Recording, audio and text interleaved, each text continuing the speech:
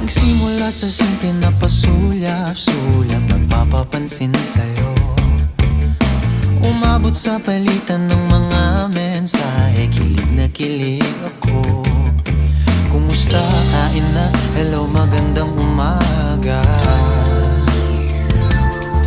Ingat ka, pahinga, huwag kang masyadong magpupuyat pa.